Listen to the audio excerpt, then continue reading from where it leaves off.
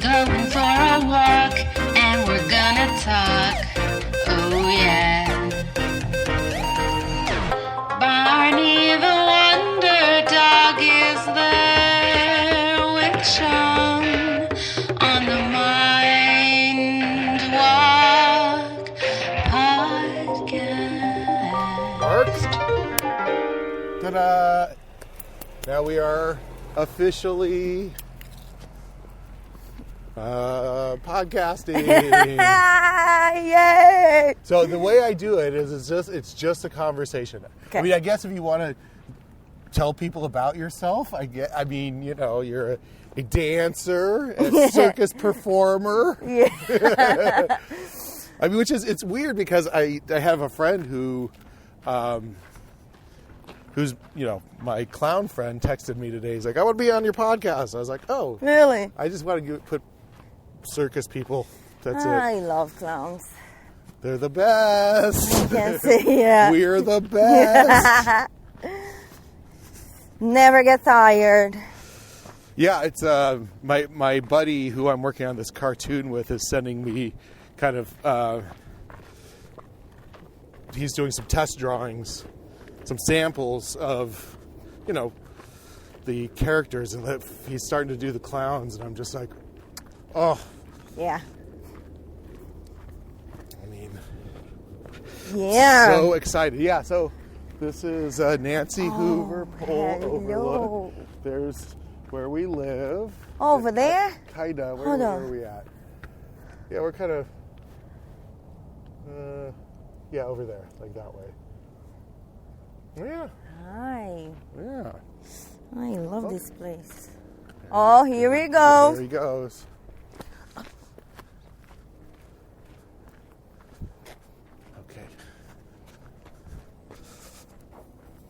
Okay. Man, that was a good Yeah. poop, Barney. Yeah. Yep. Well, Sometimes when we're driving out, like to get to the hike, and it may be like a 10 or 15 minute, 20-minute drive, he will be, and I know he needs to go to the bathroom, and he will just be vibrating, Really? like just like shaking, Oh. just like, oh, I want to go, I need Oh. to go. It's pretty hilarious. He just has a look on his face like, but then once he goes, he's like, happy-go-lucky. okay, back in life. Everything's better. Yeah, exactly. Okay, Relax. back in life. And yeah, that's that thing where it's like you can't think of anything else. Here we go. I gotta get, yep. This is going mark in this territory. So we were at the beginning of the shelter-in-place. Barney and I were coming here when this was closed. This was like they had the tape across it, so you couldn't. Well, you could get in. I parked across the street, and we would come here almost every day, at least like 5 or 6 days a week. Oh, really? Yeah, oh yeah, because Wow. I was, still trying to recover from my surgery, and I've got to the point where I was able to do, I came You could out. do it again. You couldn't do nothing, huh? So originally, when I kind of discovered that there was something gonna going ask that, on, yeah. was kind of on this hike with my friend, and I was doing the hike, and there's a slope here we're coming to, and I just couldn't go up the slope. Really? And I had to stop like 5 or 6 times, and I was so out of breath, and so yeah, this was the hike that kind of clued me in that was something that was going wrong. Then I was like, you know what? So I did the surgery and I did the basic recovery. Then I did the meditation retreat. And I basically walked for 2 hours a day, every day at the meditation retreat. And it's just like, it was in 29 Palms, so it wasn't a hill, but I just do laps just around the thing. How was it when you find out? Did you go went positive, or you went like kind of down and asking? Well, so it's crazy. Why, or so the way it happens is, I mean, the way it happens, or the way it happened with me was, I was feeling, kind of like just something's going on. And I went for a bunch of tests. I went to, they did a echocardiogram to measure my heart. Mm-hmm. And I went to this place and that place. And eventually I told my doctor, you know what, I have foamy pee. And he's like, oh, okay, well. Foamy? Foamy, like it had like lots of foam in it. Oh, yeah. Yeah. And so he was like, okay, well, we'll do a blood test. And the blood test showed that I had something like 20% kidney function. Oh. So he sent me to the kidney guy. The kidney guy sent me out to get a sonogram. And it showed that I had a tumor in my kidney, right? Yeah. So it was a very small thing, or at least the way he talked about it. He said, oh, hey, I want to, he called me up. So, when the kidney guy calls you up, it's bad news. So he calls me up and he says, you got a tumor. I was like, okay, whatever. He was like that? Yeah. I think he was probably pretty gentle about it. Oh. But, we're going to do some more imaging. We're going to send you out for, the magnetic one, the MRI. So let's go get you an MRI. There's like 2 or 3 other imaging tests in there. And so as I'm going through, I go and get another test. Good morning.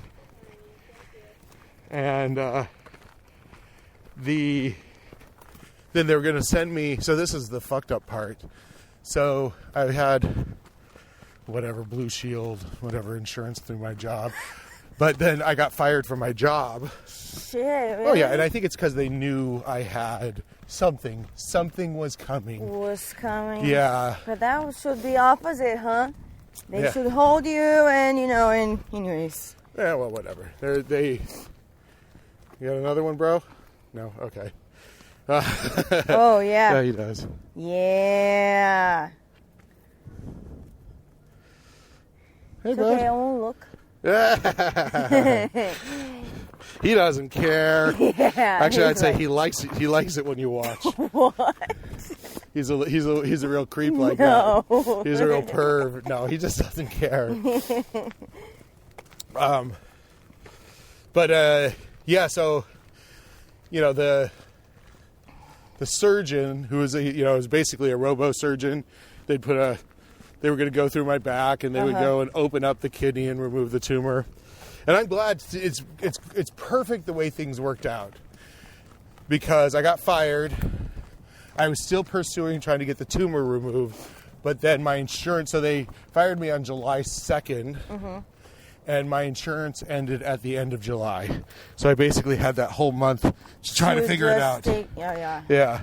And as it turned out, because my insurance dried up, and it was the luckiest thing that ever happened to me, because this guy was just going to go in and, he was going to send his robot in to cut the tumor out, but as it turned out, I had something much worse than he could even do.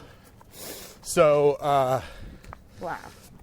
Yeah, so I lose my insurance, and he's like, they did another image for him, and they did another image with him, and he said, oh yeah, we'll just cut it out. If it's too much, maybe we'll have to remove the kidney. Maybe. He was very confident. A lot of these surgeons are. Yeah. And so we were on the path, and then my insurance dried up, and they're like, well, we can't do the surgery. And I wanted to fight it and be like, look, the law says if you approve the surgery before... Yeah. But as it turned out, as I'm freaking out, I called up, you know what Cobra is? Cobra is a program that if you lose your employer insurance, then they can sell you back your insurance from the same company. Really? Yeah. Oh, I see. So I called up Cobra. Or I called up the Cobra officer at Blue Shield. And he said, well, what do you want? Cobra, you've already got Medi-Cal. I was like, what are you talking about? He said, yeah, you got the secondary insurance. He was a real dick. He was just like, why do you want to pay for this $600 a month when you've already got stuff? And I was like, oh, well, wait a second. So I called Medi-Cal, and then I just started going. I had to go back through my old primary care physician, and She's awesome. She's like the best. She's actually a nurse practitioner, but she's, this. We just go be leading to where we need to. Oh yeah. The right people. Yeah. And so she like kind of like triggered. I got all the images, so she just triggered, and it turned out my kidney guy took also Medi-Cal. So, hello. It is a good morning. Get her, Look Barney. at that. Couple of blondes. Look at him. He's in a mission now. Oh yeah.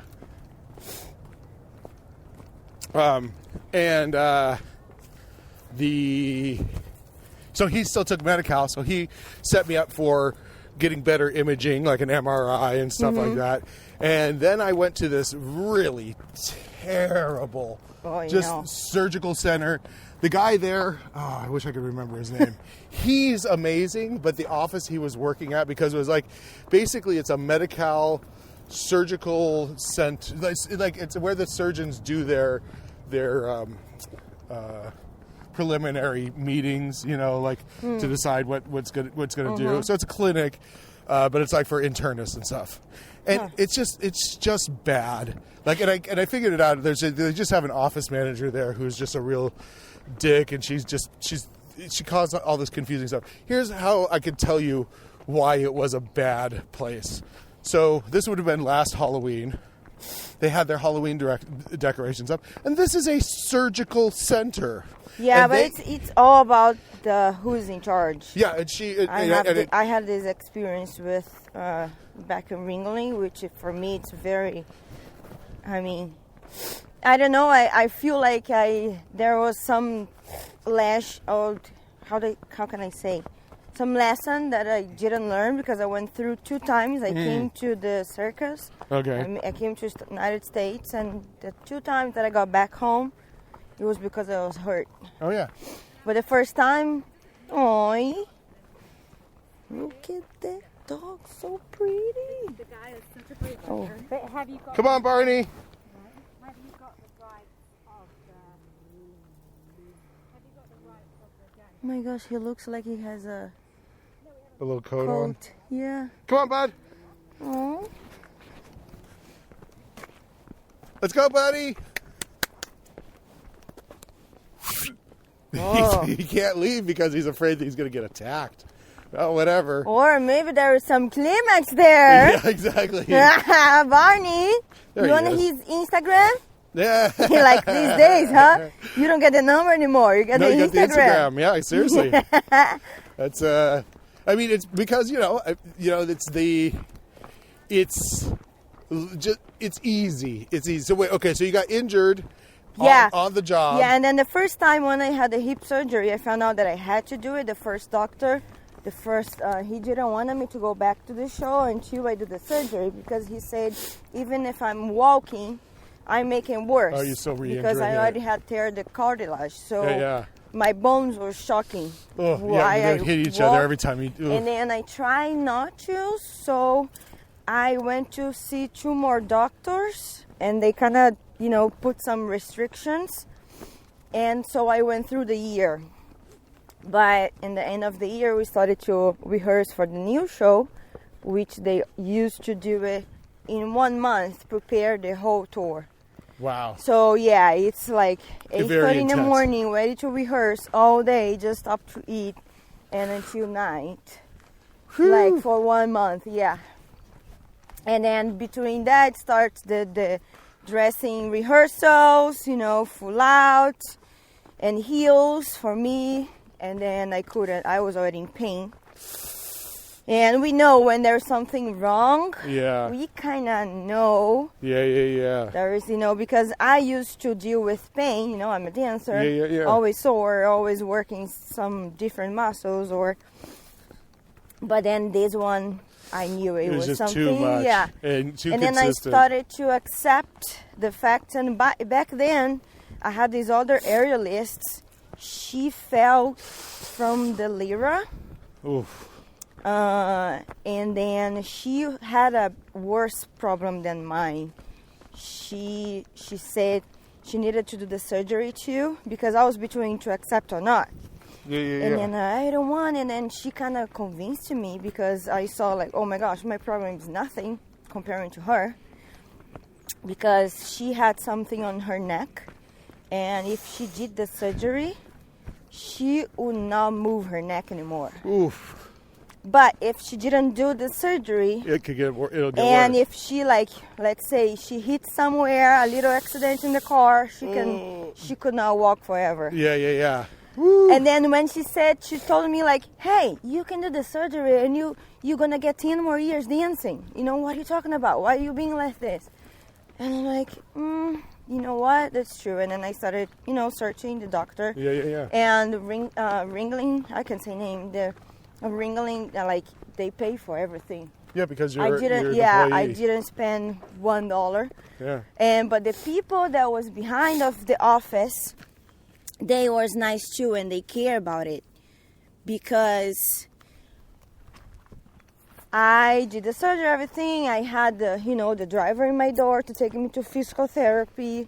It was like amazing, and I had to go back to home because my visa was going to expire, and I couldn't. And you weren't performing. Yeah, and I wasn't performing. I couldn't renew it because I was not working, and of course I wanted to be home, with my family. So you had the surgery here. I had the surgery here in San Francisco. Wow. And then because because of Ringley too, I met cousins in San Jose from my dad's family. Oh, nice. Yeah. Because you're in the Bay Area. Yeah.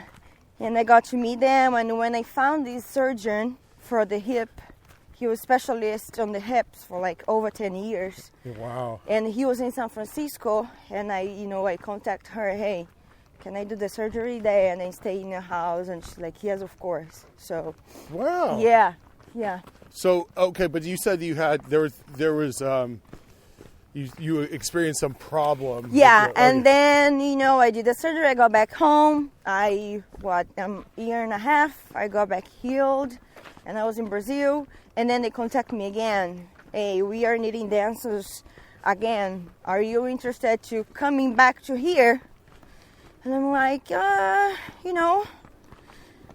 why not? I was already getting sick of Brazil. I was already 4 years there.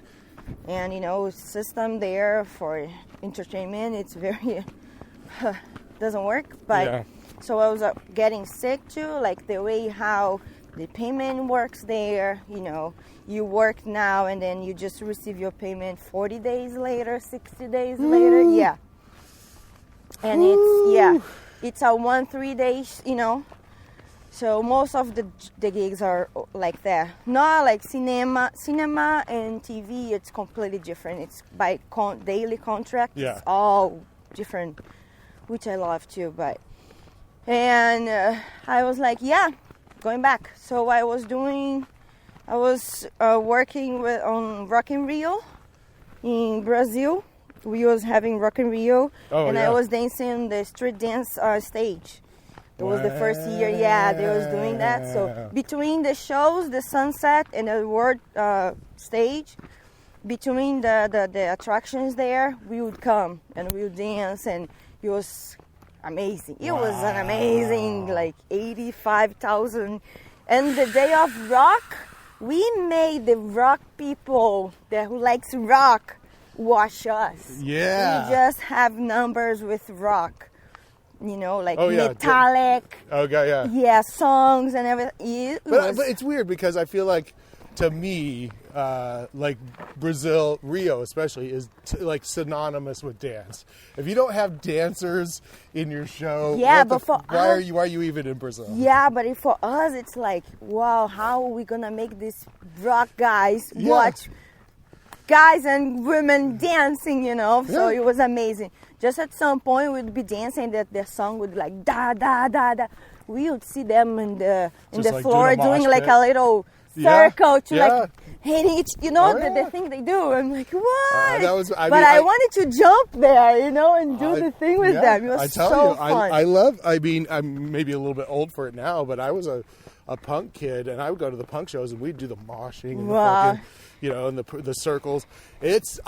When you're in that energy is just amazing. No, it was amazing. It's just So- like you're so alive. And I remember until this day, I'll never forget, one of the last days there that I was working, I was waiting to get on stage. I signed my electronic contract with them to come back. So maybe 2 months after that, I was coming back. Just the period to, apply for the visa, wait for the petition and everything. And I came back. And, I was happy again, working, dancing every day. And I was in the show. We used to do, the Russians, they have this jumping act in the air mat. Oh, yeah, okay. Yeah.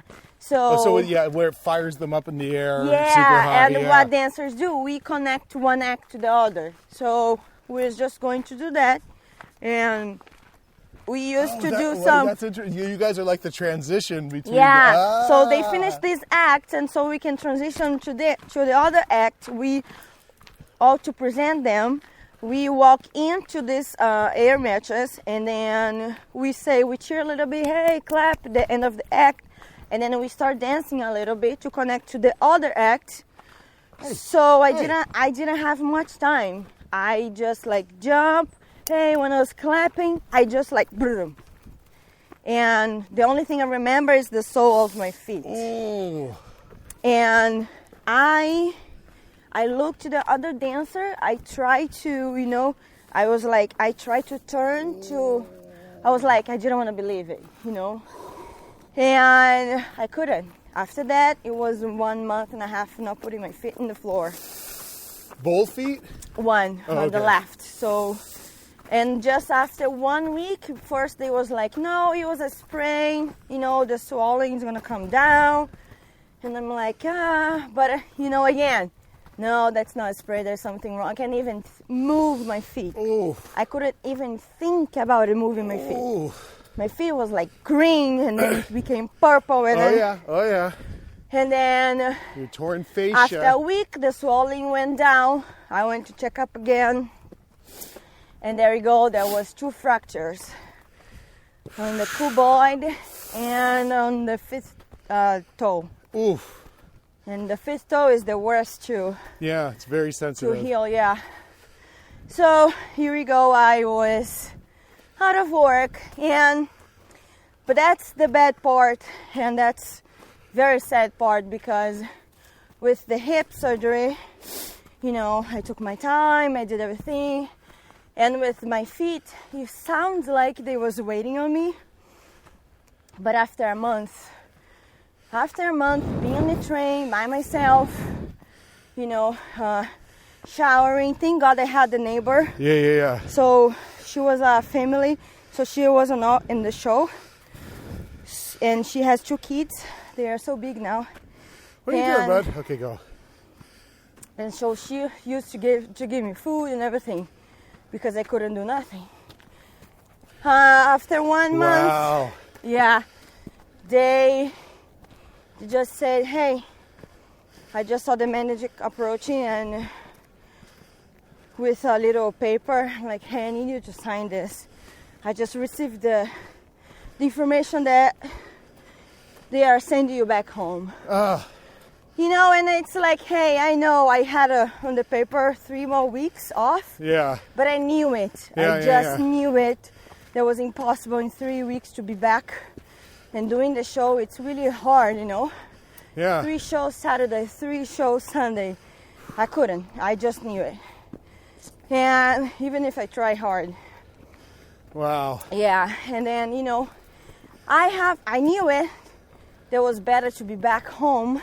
Yeah. To heal, to physical therapy and everything. But not like that. Give me 1 week. Even the other girls couldn't help me packing. I pack myself jumping 1 feet. Woo! Yeah. Well, you are a trained dancer, so. Yeah, jumping 1 feet and crying, so many. Oh. And some of the friends was don't go, don't sign. And I just signed the paper canceling my contract. Damn. And that when was the bad part, because with my hip, they still cover me up. Everything I used to spend, They would cover. they refund me. Yeah. Yeah. And so when I got in Brazil, it was a different woman that was in charge of the works comp department. Oh, Yeah. shit. So that was starting my problem because the first one was amazing. The first one, she was there on my surgery day. Wow. On my first appointment with the surgeon. And the second, The one in Brazil? when I was in Brazil, they just like want to drop my case. Of course Because they they do. were saying like, well, you cannot dance now, but you can work something else. And I was like, can you please? I need to listen from you. What do you mean by that? Yeah. And she's like, well, you can work in a McDonald's or work. I'm like, I started. My English was so good. She had a translator, Yeah. and I didn't even need it. And I said, this is illegal. You took me out of my country. That's my profession, and I cannot exercise my profession. So what are you doing? It's completely illegal. Yeah. And I cannot even work. I cannot even Stand. walk. Yeah. Put my feet in the floor. And then she's like, oh, okay, well, can you go to an appointment there with an orthopedics and send me the paper? I'm like, yes, because what I have there, it didn't change. I Yeah. just got back home. Yeah. I still can work. I still can walk. I still have the fractured bones. So, Yeah, yes. they just need this worked on. So I did it, and I sent to them, and they was like, "Okay, we're gonna refund you," but they tried to drop off. Fucking scumbags. Yeah, but that's what I mean. It was the person that was in charge that Yeah. and like just didn't care. It's like, hey, it's a Yeah, I don't It's a see. life, I don't understand that. Like, it's just their job. They're just there earning a paycheck to just sit at that desk. yeah. They should. Hey, what are you doing? They should. I would say if I was on that desk, I would do everything I could Exactly. to get people to help. You have the Hey. Exactly. You have the power to Yeah. at least give some dignity. Yeah. Because that's what I felt like Well, the a first broken one. toy, Yeah, I exactly. understand the show must go on. I do understand. I did know that it was better to be back at home with physical therapy, which it was amazing. I found this amazing doctor that, and we have the opening for the Olympics in Brazil, and I Yeah. got to do it. I was still in pain, but I really recovered faster because of him. Because on the circus they traveling, so I will need a new physician, and he didn't every city, yeah. So, but not like this, like the day after, and nobody could help me. You know what I mean? But it's okay. And what makes worse for me back then, it's when I got home, because I got home was the first time I had just recently had my hip surgery. Yeah. And I got home. It's like, hey guys, I'm back, but I broke it like again. a year, 2 years before, I was getting there with luggage, with presents, just open the luggage, like, hey, choose whatever you guys want. And 2 days later, it's like, hey, on crutches. Yeah. It's like, hello, I need help, And then 4 years passed, and that was in the past, and I came back here, okay, now we're gonna, rebuild it, and boom. Hey guys, again, but the second time when I had my feet hurt, my dad was already had his Cancer. his stroke. His stroke, yeah. So he was already in bed. And for my mom was like, she needs to take care of him and me. And like, hey, I'm back here after 4 months I was here. I got back there. But I'll tell you, you went and had surgery, right? him, No, on your foot. the foot, no. No. But you know Oh, what? they ju- I oh, wish they- I had, because that still was have- for me more painful than the hip surgery. Yeah. Well, it's interesting because I feel like with those kinds of things, if you heard it in the moment, but if you had had an opportunity to just go and get it taken care of right away, they might have Yeah. you might not have had any problems. But you were Yeah. probably worried about your job. You were on leave. Yeah. You know, it sucks that we just can't just go like, okay, gonna go. Like, I feel like it's weird. I feel like America and Brazil are the two, like, it's almost like Brazil is the America of South America. You know what I mean? But the other thing is like they don't understand. Like I'm a performer, Yeah. so I broke some part of my thing. They think, oh, okay, 6 weeks you're back.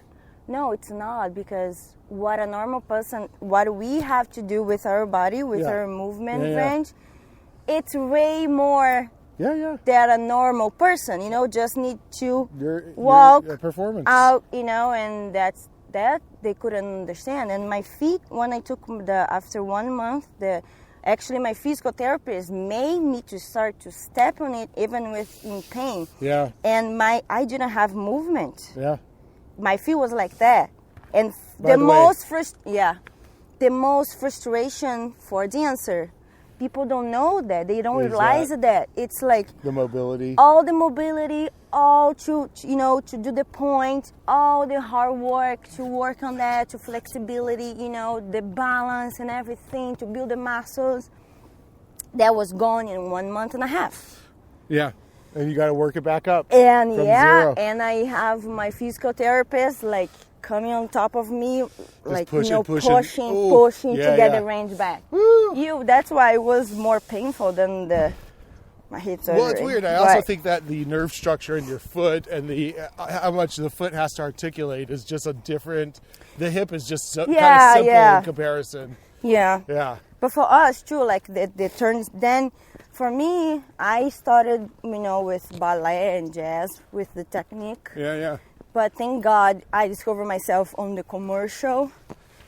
Show and stuff and music videos and Yeah. Well. because ballet for me now it's just to keep again, exercising like- because it hurts. It hurts like. But also, like, I feel like the life of a ballerina is very short. Yeah. What's up, bud?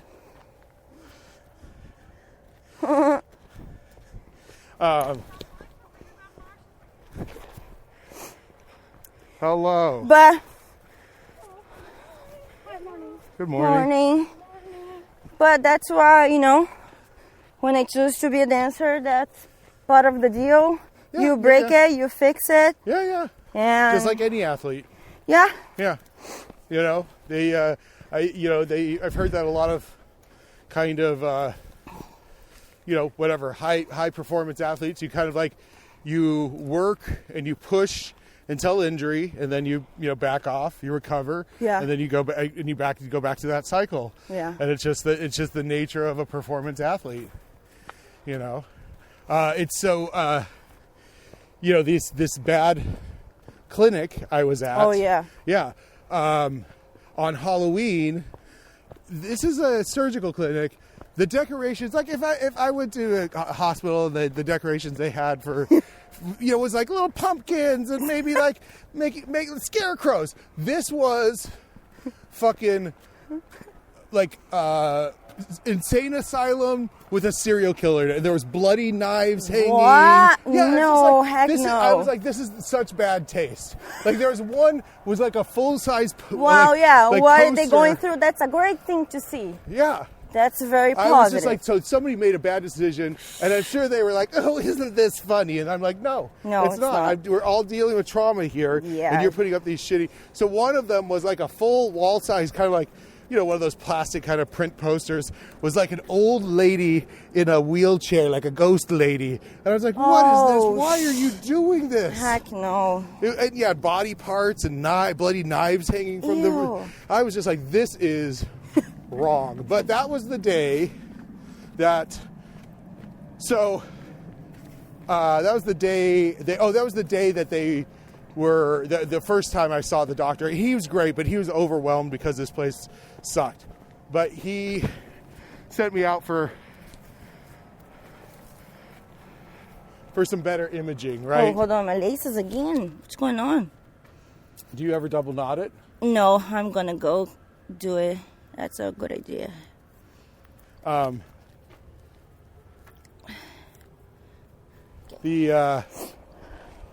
But yeah, so that was when he kind of like was like, okay, we're going to send you out for very serious imaging. I forget, it was either the MRI or whatever the next highest level one was. And so I had to go on the machine. And then the next time I went and saw him, and I had my results with me, and I'm reading this and I'm going like, oh, this does not sound good. Because it said that I had a thrombus. Oh. Which is, now I know, it's a tumor growth where, the reason it's a thrombus is because blood collects on the end of it. Mm-hmm. So the tumor's going, and then your immune system's trying to send blood. And so it's almost like it's turning into a blood clot, but it's because of the growth. Yeah. So I had this thrombus that I think it said it was 4 to 5 centimeters from my heart. Wow. Yeah. Or maybe 4 to 5 millimeters. Who knows? But so I was looking at that and I was going, oh, this is not good. I understand English. I looked up stuff, on the internet, and I was like, this does not sound good. Yeah. And when I got there and he read the results, he's like, he blanched.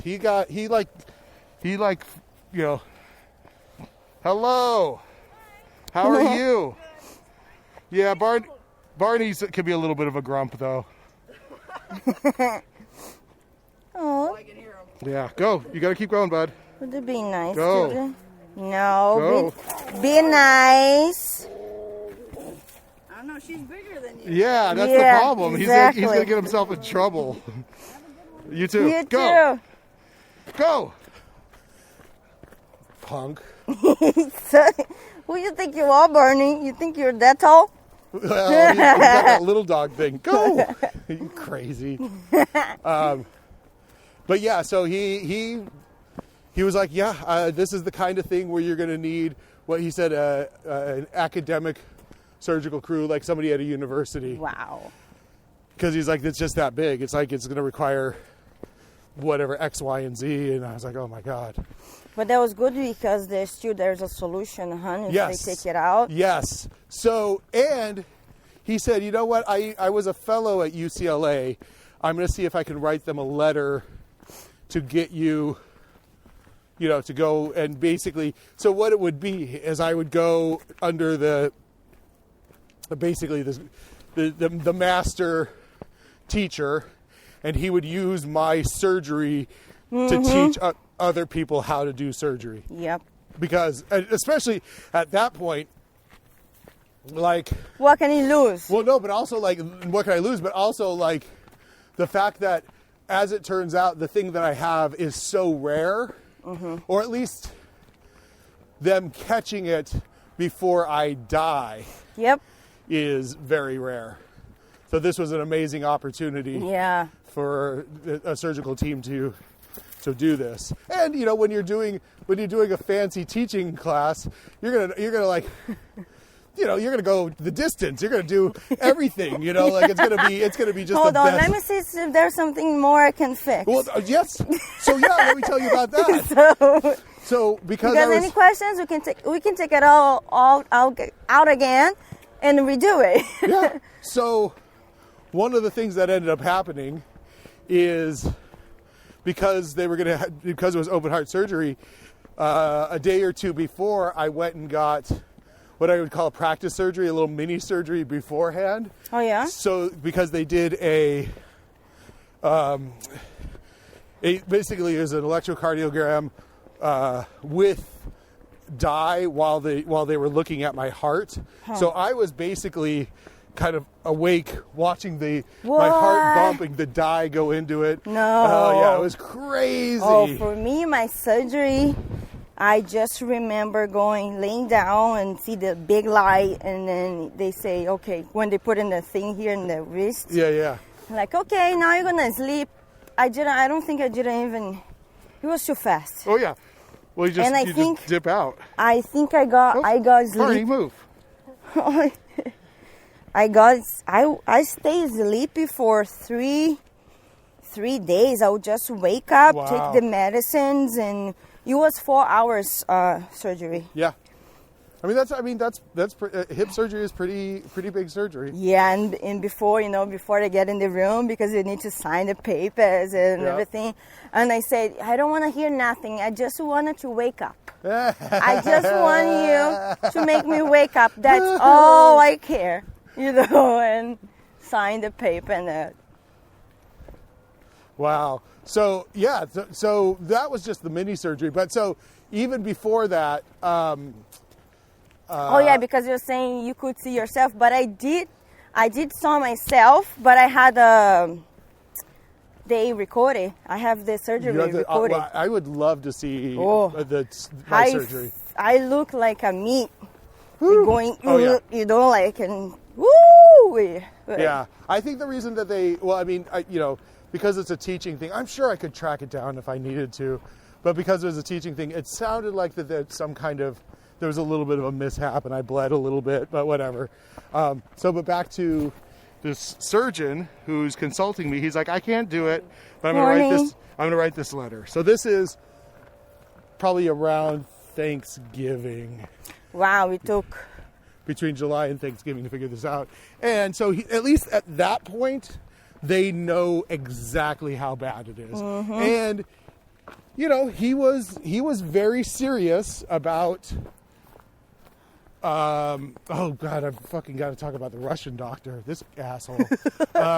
Russians, huh? Yeah. Well, no offense, but no, they're just hard people. They're really, really hard to deal with. I worked my entire life with Russian. I do have so many amazing ones, funny ones, but the ones that we have like.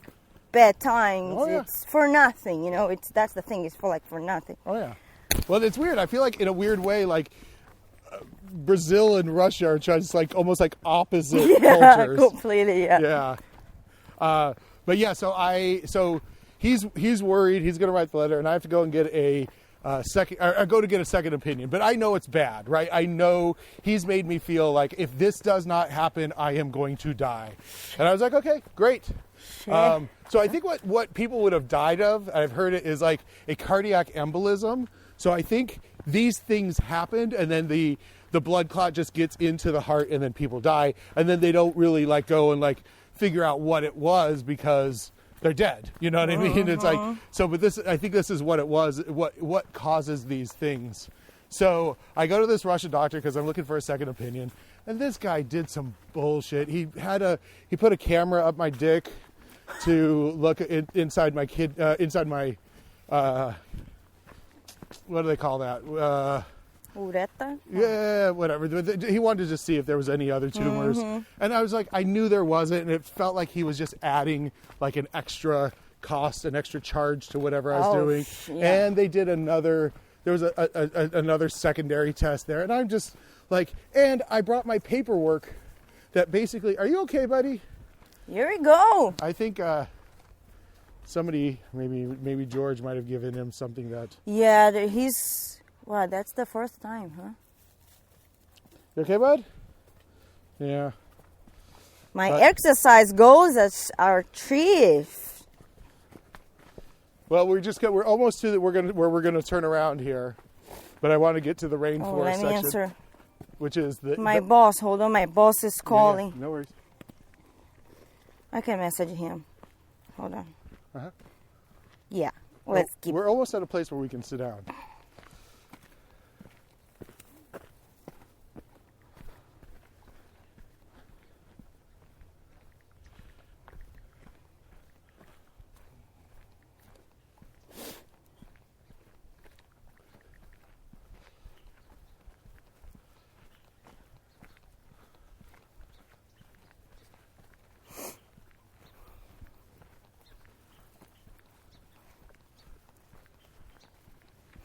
No, I need to work. I have to work. Because, they trying to put less.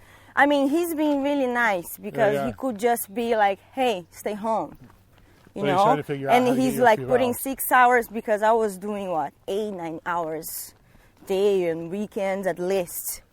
And he's doing like, okay, 6 hours, you know, Yeah, for yeah. everybody. So everybody does that So everybody at gets least. some time. Yeah. I always have to swing on this. Oh, look at that. Oh, that's scary. Whoa.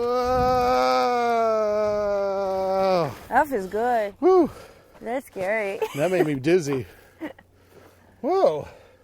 Wow.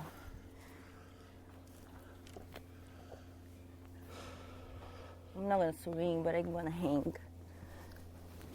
But yeah, so then Oh yeah. kind of nice, isn't it? Oh, some abs. Woo! Woo!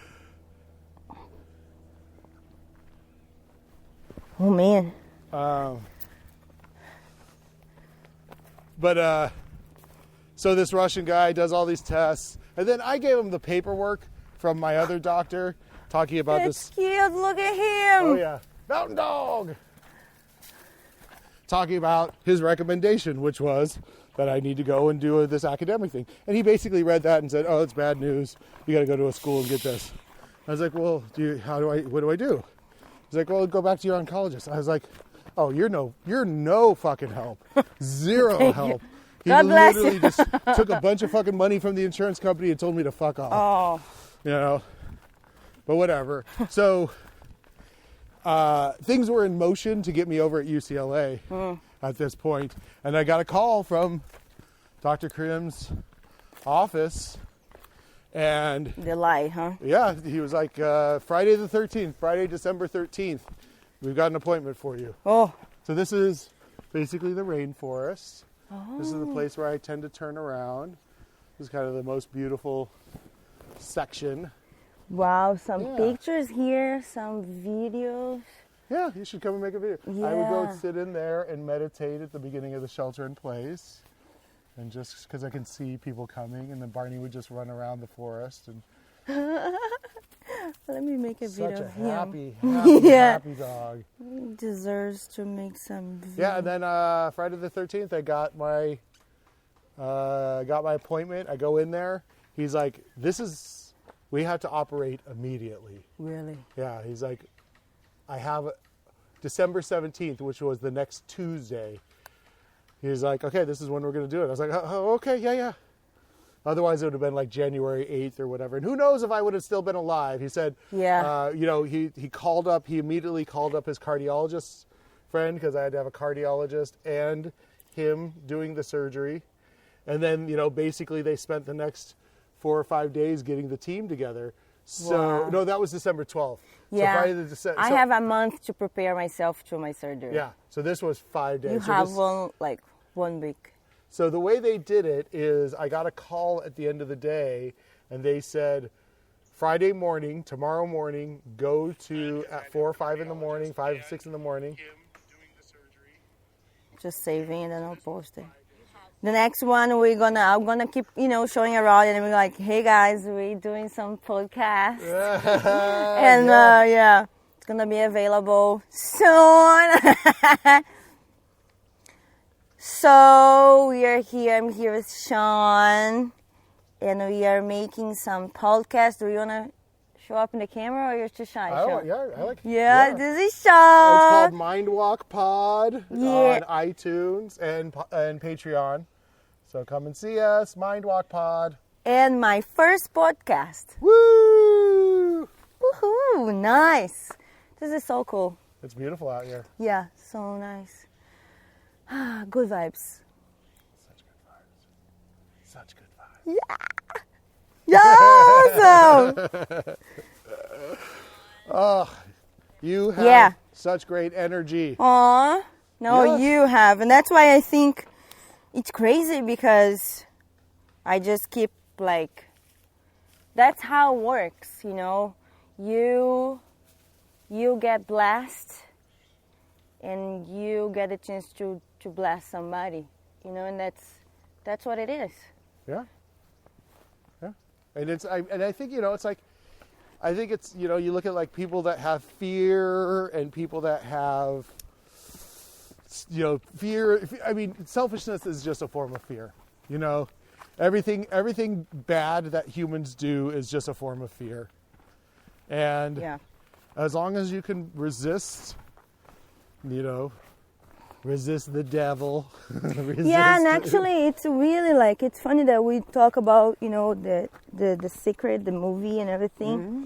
It's like, sometimes but I do think positive, but we have some weakness time. Sure. And that's the time when we still holding some energy that we don't want. That's why it's like, okay, this happened. No, just look for the bright. Just, okay, what can I learn from this? Yeah. Why, instead of being, oh my gosh, why this is happening? Or the same thing to me, like why I'm getting hurt again and why this and why.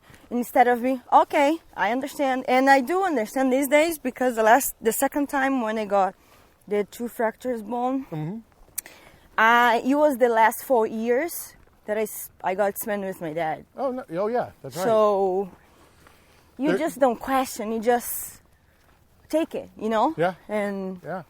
Well, it's so interesting because I think that, there's a great quote by Charles Bukowski. It's all that matters is how you walk through the fire, right? Yeah. Which I believe. Like, it's like your attitude determines kind of everything. But ultimately, the nature of life is, we're going to die. There's going to be pain. Things are going to get broken. Yeah. And it's just a matter of like either accepting and doing what you can to resolve it, or, keeping yourself in a place where, like, but this is the thing, like, I think a good life engenders risk. You have to have risk to have a good life.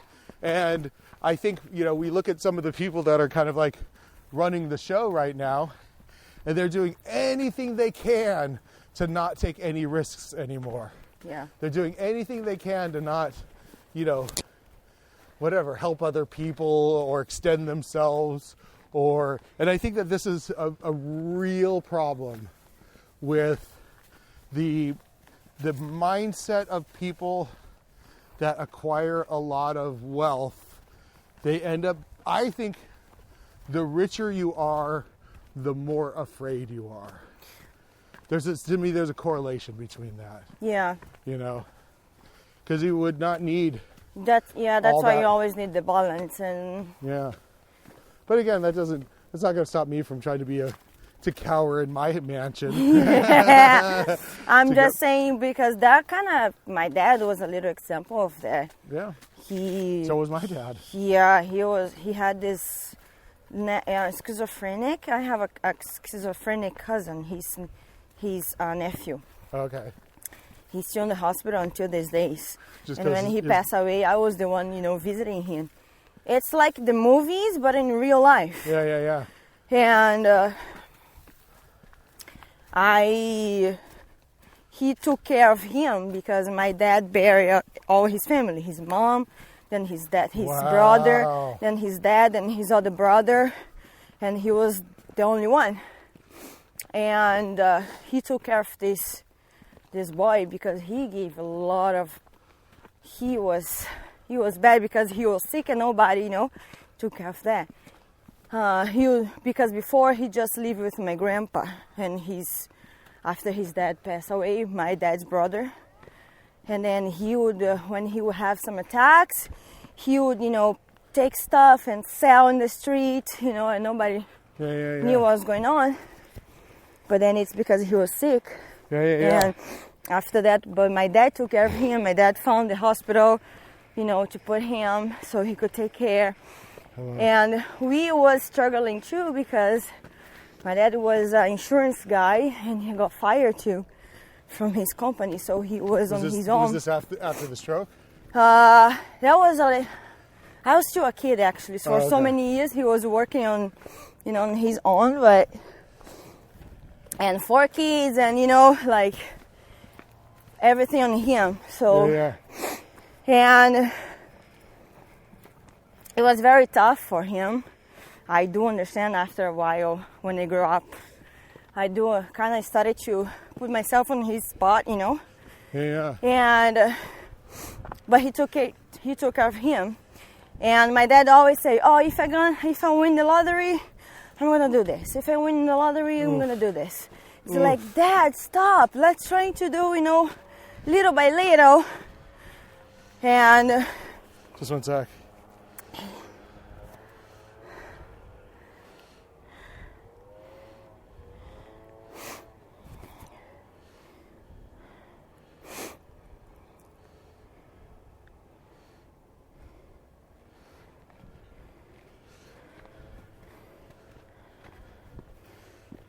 Oh, sorry. it's okay.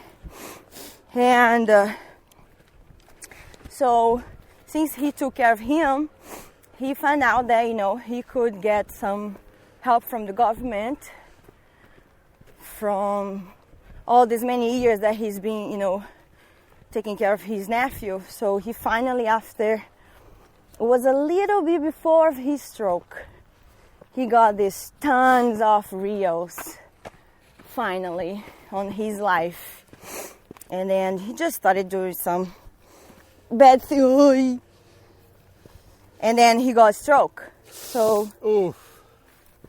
he finally got, instead of, when he finally got some good amount of money, he got sick. Yeah. Well, Yeah. that's That's why it's like, learn the lesson. It's not just all about money. Of course, we fighting for so long, so we deserve, bigger things, bigger accomplishments, but yeah. yeah. Well, work, keep, try to be a good person. Yeah. Yeah. You're welcome. You're welcome.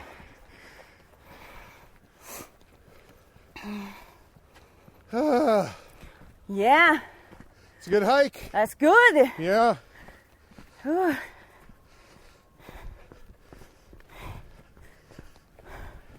Yeah, it's that slope that we came up before we got to the bench. That's the one Oh my gosh, Barney.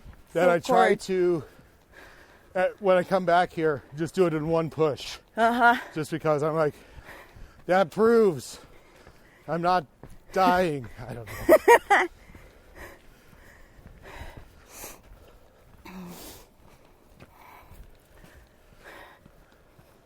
Woo!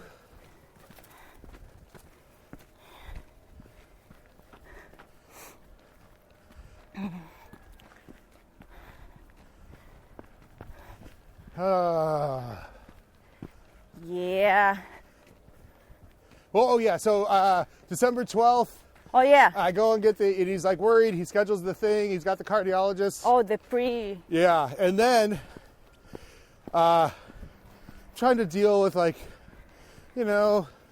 disability and my doctor, and I'm just driving around, and of course I'm like, I'm feeling weird, like kind of like, I don't know, depressed, I guess. Yeah. But like, oh shit, this is gonna happen. Yeah. And You can come out of there or not, or never know. Yeah. and my phone, the battery's dead, and I get home and I take Barney for a walk without my phone because I'm leaving it charging. And when I get home, there's a message from UCLA Kidney Oh. Center, or cardiology. Yeah, I call them up and I'm like, "What's going on?" And then they called me because it was an emergency on their part, and they said, "Yeah, go in tomorrow. Go to the emergency room. Tell them you're having chest pain and that you have this kidney tumor. And we will admit you into the cardiology department." Wow. And I was like, oh, okay. That was Friday the 13th of December. And then the next 4 days I spent in the hospital just kind of eating whatever I wanted. Really? and my friends were coming to visit. I even have a podcast I No, recorded, nice. which I should put up. And yeah, it was weird. And I was afraid, I guess. Yeah, now I can admit it. But also at the time, I was just like, it's just what it is. What it is. Yeah.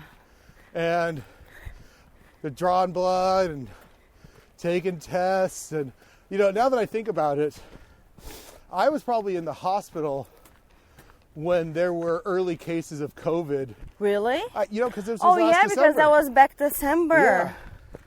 Yeah. So I'm sure there was some COVID Oh, in my, there. that's true. Yeah.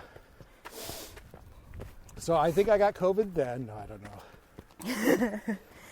Yeah, so Yeah. you got stronger and, ready to be back in the ward. Yeah. And then, like I said, there's a mini surgery before the surgery. And they did that to see if while they had me opened up, there was any repairs they needed to do on my heart. And as it turned out, I have a very healthy heart. Healthy what? Heart. Heart. Yes. Nice. My heart is very healthy. So So just these little two things, or this. And and so the crazy thing, you go into surgery for me, they wake you up early, they drag your bed down into the Yeah. to the bowels of the fucking hospital, and I meet my anesthesiologist. Yeah. He's this really kind of amazing Bosnian Yeah, guy. mine is the one that I said, I don't want to hear. I just want to wake up. Yeah, and he talks to me. He's like, "Oh, we're gonna put you under." First, they give you a hypnotic, then they give you the cocktail. So what it is the hypnotic they give you. I'm basically still awake Really? until a certain point when they actually give me the stuff. Uh-huh. But the hypnotic made me forget. Like I'm there. Really? Yeah, I'm there, and he says, here's what you do. Picture the most beautiful day you've ever had. Go ahead. Have a good one. You too. Picture the most beautiful day you ever had. And I'm sitting there,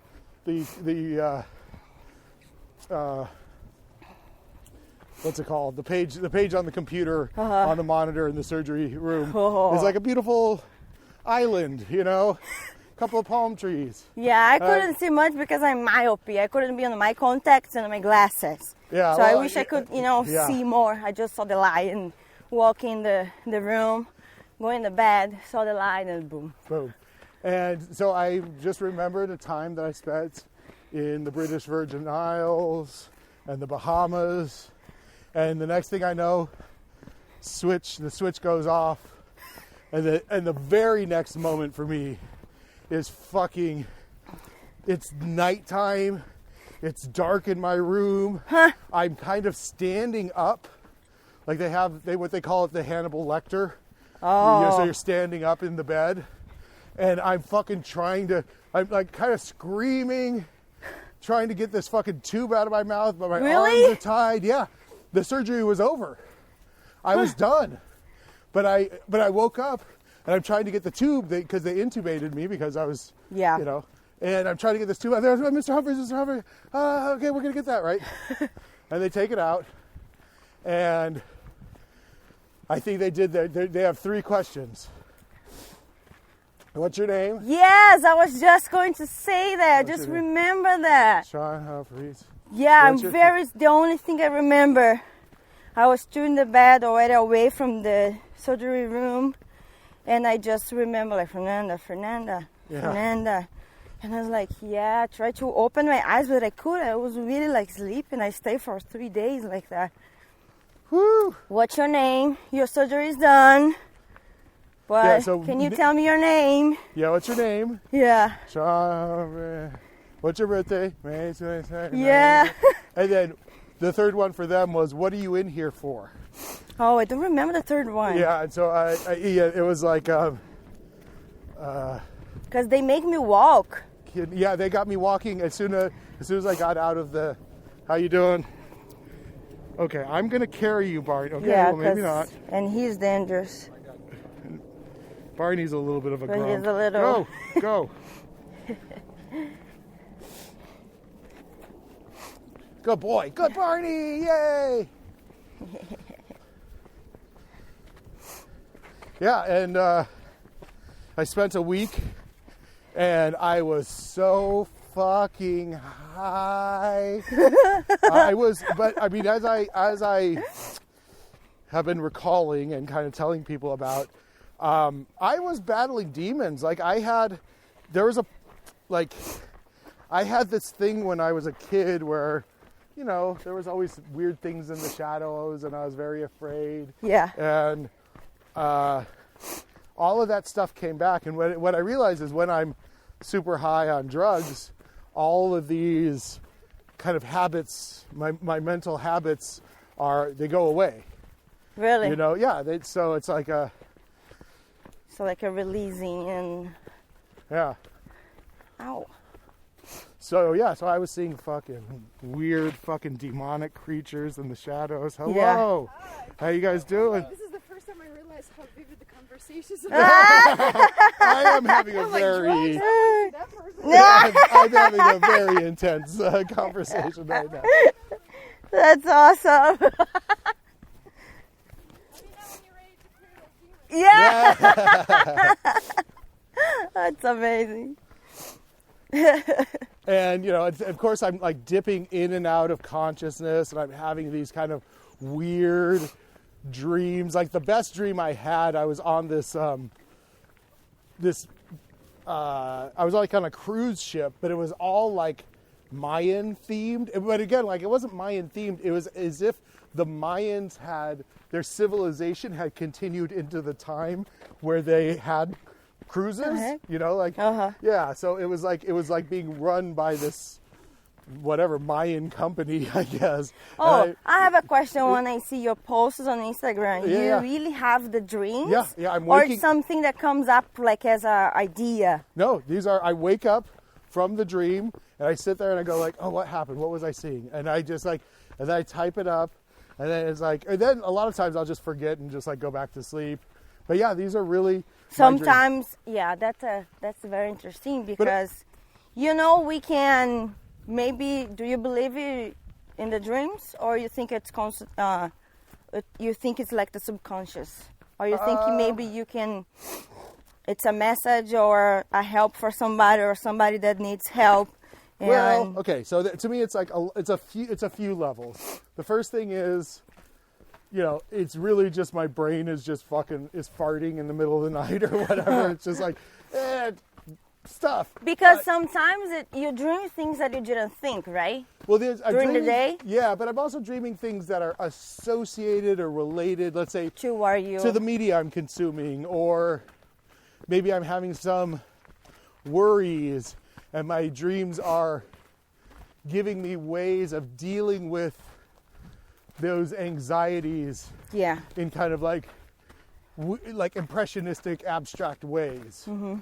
I also think, though, there is a realm in dreams where our consciousness is perceiving something beyond us, but I'm not quite sure what that is. You know what I mean? Are we able to see the future through dreams?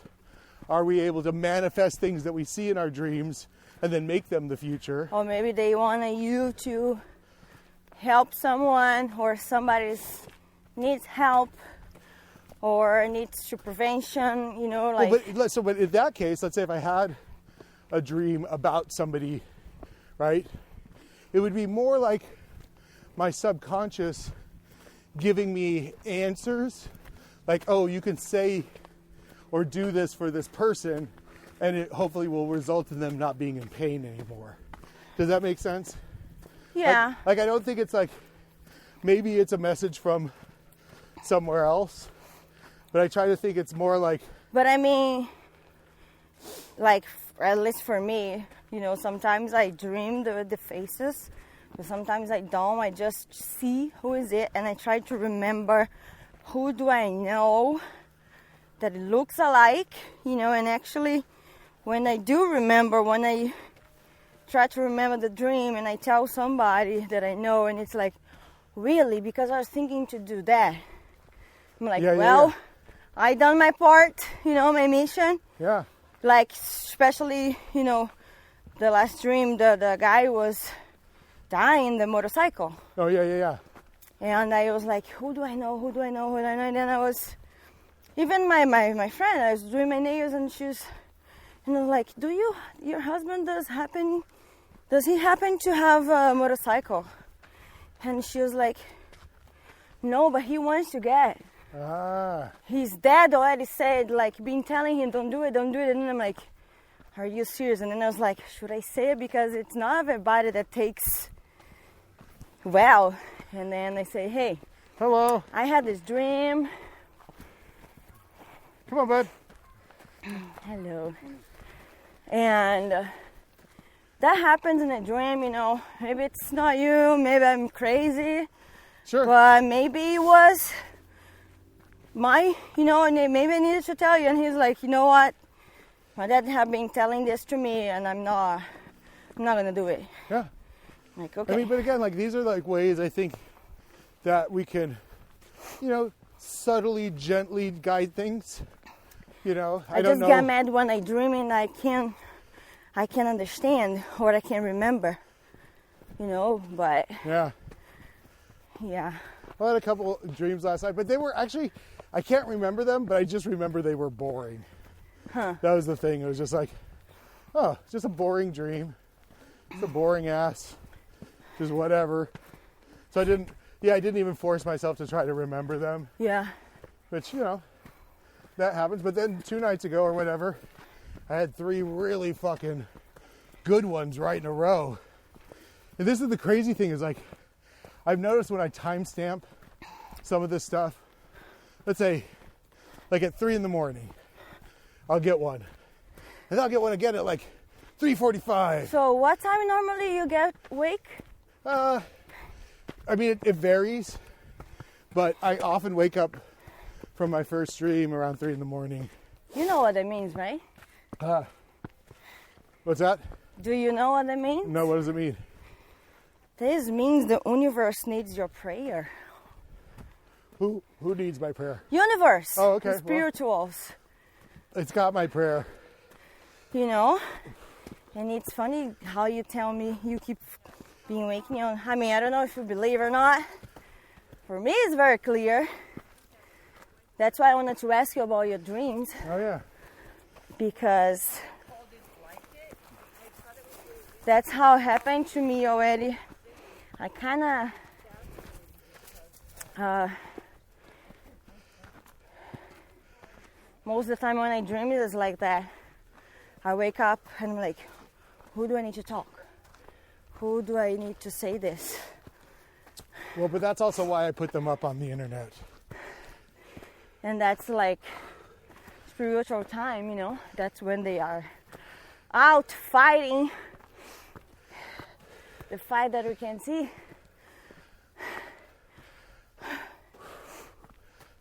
Almost done. Almost there. Yeah. So close. I need energy to work too. Woo.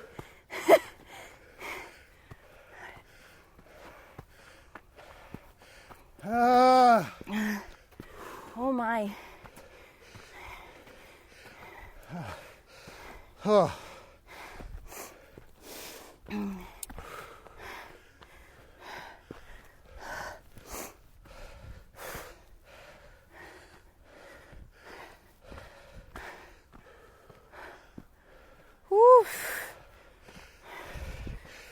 Oh.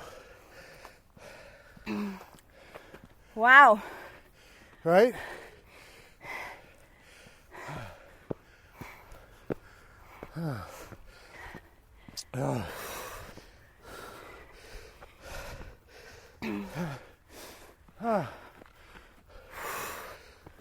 Very good. Oh, yeah.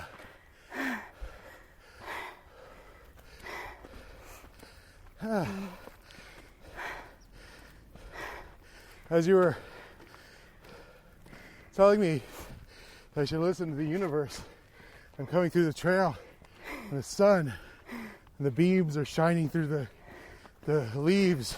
And I was like, oh yeah, the universe is talking to me right now. Yeah. Whew. Oh. Or your prayers or your meditation, anything you believe. Oh, sure. when I you bet get it's awake at yeah. 3, you know, Yeah. instead of be like, oh my gosh, why am I awake at 3? Or I want to go back to sleep. So like, okay, just do your part. Yep. And yeah. Whew. Oh my. Oh, I agree. Whew, how's it Hi, going? cuties. Yep. Be careful, Barney. Come on, bud.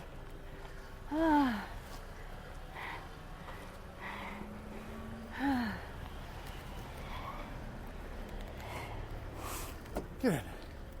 Get in there. Oh man. You want some coffee? There's no coffee there.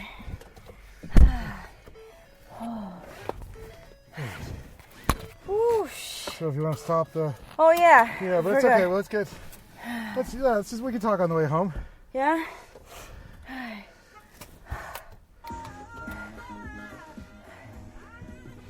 Whew. Oh my gosh. Okay, co-pilot, you're in action. Yes. If you wanna open the window or you wanna sure, air yes, yeah, conditioning? no, I prefer natural air. Natural, of course. What's up, buddy? What's up, Barney? So you're gonna turn left out of the parking lot here. Oh man, yeah, I got a friend stopping by, so we should be there right when he gets there. Oh, that's perfect. Yeah. I need to run, shower quickly, and go Get to your work. shower and get the fuck out of here. Get the fuck out. Yeah, no, I'm always kind of one foot in the spiritual and one foot in, kind of practical. Yeah. Yeah, I mean, well, I'm pushing myself lately more. Oh, I yes, put my Isabel. seatbelt. Pushing myself lately more to kind of be in a magical space and expecting luck and all that jazz. Mm-hmm. But it's like I can still see the practical ways in which the universe operates, and I'm like, I want to, because very realistically, when I was kind of like I became an atheist because being a Christian was driving me crazy. Mm-hmm.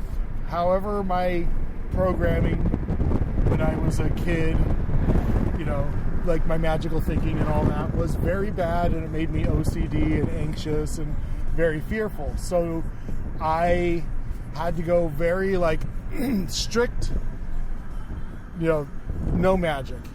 Then I've come back to the place where I can just start building a little more of these spiritual ideas, but on my own terms. But how do you see all these doctors showing up to your life, and saving you and? Well, but then, again, to me, those are miracles for sure. But are they divine miracles or technological miracles, or is it partially like me playing the game of? Yeah, you're gonna go straight through here. Me playing the game of my charm and personality and pushing my luck and trying, you know what I mean? So it's to me, it's a combination. To me, it's like I am the determining factor in a lot of this stuff. You know what I mean? I'm the magical being at the center of this reality. So I try to do as much in that realm as I can. But then again, it's a miracle that any of us here are here at all. Yeah. Is it divine will? When was it? It's now very long ago, just being thankful, or when I got here, things was, going through. This lockdown was a little crazy. Yeah, but not expected, but it's okay. It's still, there's ways. And I was stopping a sign and I saw these people walking by, and then with the kid, and I started to think the woman has a kid growing inside of her, how amazing our body is, human body. Left here. And it's how crazy this is. I'll just go thinking. Well, I also think though, I think it's how you perceive the world, it's right? Perfect, Yeah. The human body. Yeah, but again, that's the miracle of life. You know, you plant a seed, and a fucking goddamn giant tree comes out of it. You know, this little thing. You know, it's beautiful. But I think that so it's at the bottom of the hill. You're gonna make a right at the very valley Down there. Yeah. But yeah, so. But yes, it's a miracle. That one or turn right here, yeah. And we're inside of the miracle. I think though the flip side I look at it is these are all just like practical ways that the universe works. And understanding that logic might be understanding the mind of God. You know? I'd also say like do dogs experience miracles? I mean it's a miracle that we take care of them, but do they look at signs? Like turn right here. That's the other thing is like, you know, I'd say I look at signs, I look at things, and I'm like, signs all the time? Yeah, what does this mean? You know, and again, if I just make an adjustment based on this thing I'm perceiving, maybe it works out well. Yeah. You know, straight or left. Wow, look at the houses.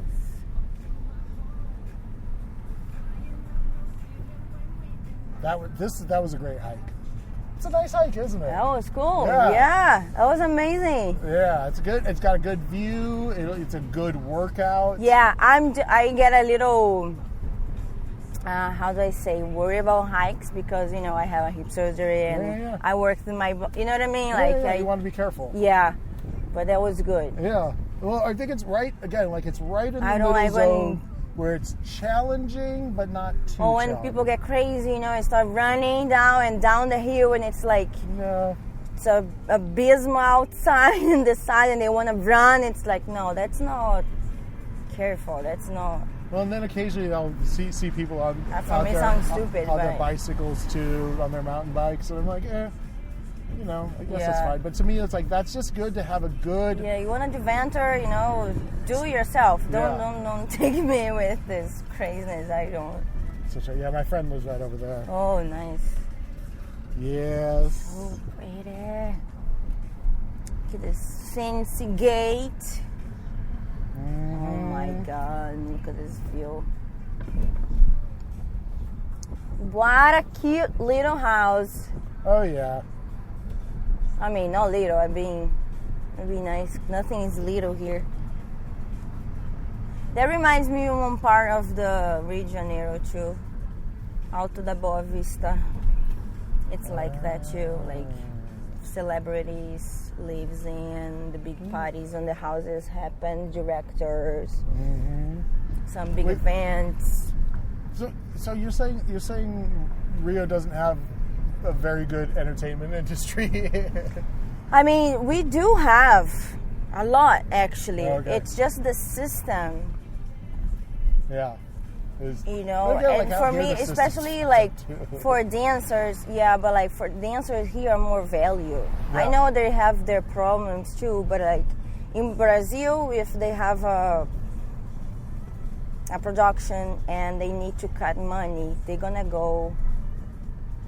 cut the dancers first. But they know they need the dancers, so sometimes they still wanna have the dancers because they do need them to make the production better.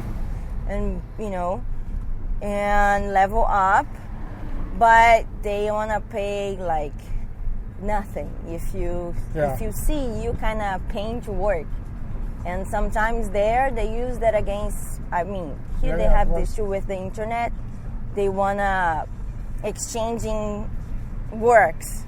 They don't wanna pay you and. Oh, but this is such a famous singer. He has so many views. You know, it's gonna be so good. It's like, hey, status doesn't pay my bills, okay? Yeah, but people. The problem in Brazil that people likes that. They rather to be posting on Instagram and posting stuff. Oh, I'm with this singer. Oh, I did this music video, but you don't make a shit of money, you know. And the bills are due, and you know. Of course, I'm gonna let you come in. You stop in the middle of the street. What are you thinking about it? Yeah, come on, Grandma. Right? Come on, Grandma. Come on, Grandma. I will not leave my kid with you. I'll go straight, right? Yeah. Yeah. Oh, the day is beautiful. It is. I wish I didn't need to go to work and just chill all day. But that's okay. I'm blessed because I do have work. Right? Right? So blessed. I mean, I gotta figure that shit out. And I'm getting paid soon to pay rent.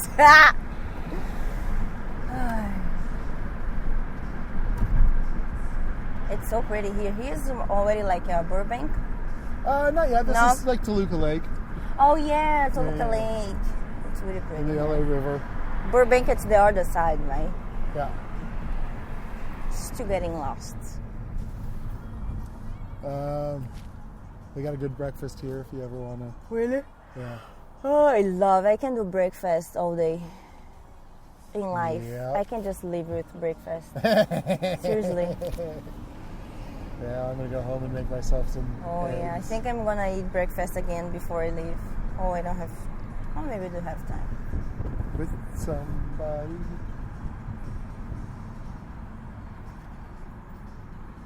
After you do yours. Oh no, yeah, you go. I mean, I got packing and whatever to take care of. So yeah.